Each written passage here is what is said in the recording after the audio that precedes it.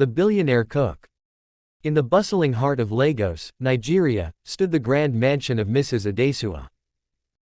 A woman of immense pride and a sharp tongue, she was known to her neighbors as the embodiment of wealth and power. Yet, beneath her polished exterior, Adesua was a harsh and unforgiving woman who treated her household staff with disdain.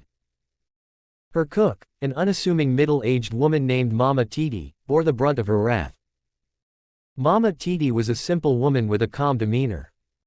She had been employed by Adesua for over 2 years, cooking exquisite meals that kept the household guests raving.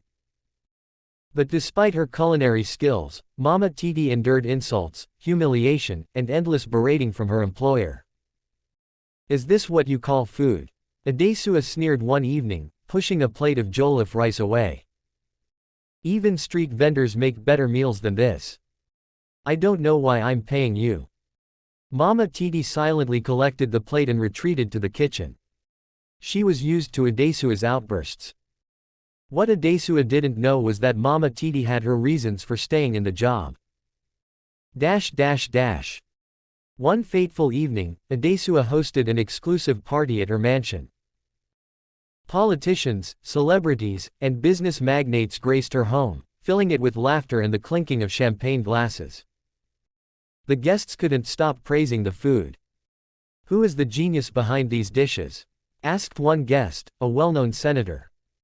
Adesua smiled smugly. "Oh, just my cook. She's nothing special, just good enough to keep her job."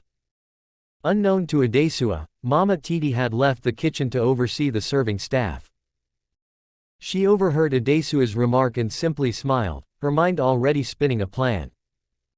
A few weeks later, Adesua's fortunes began to crumble.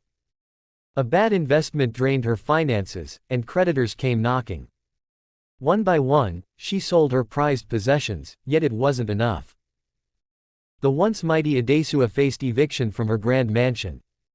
Desperate, she turned to the few friends she had left, but none offered help. In her lowest moment, she called Mama Titi into her sparsely furnished living room.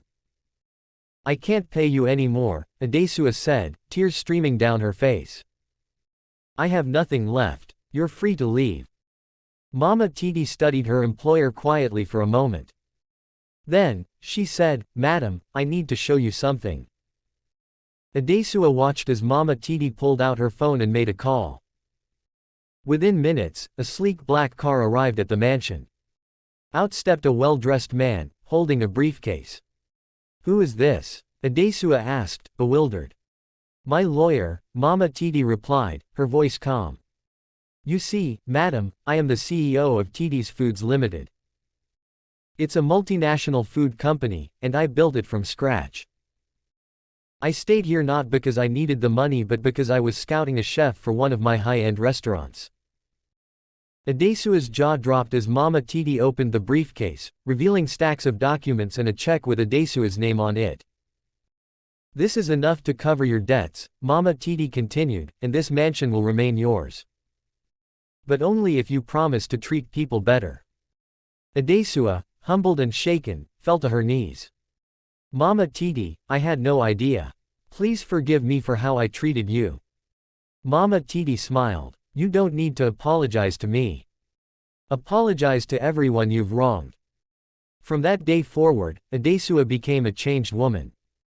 Her story served as a lesson to the wealthy and proud across Lagos: never underestimate the quiet ones. You never know who they truly are, or the power they hold.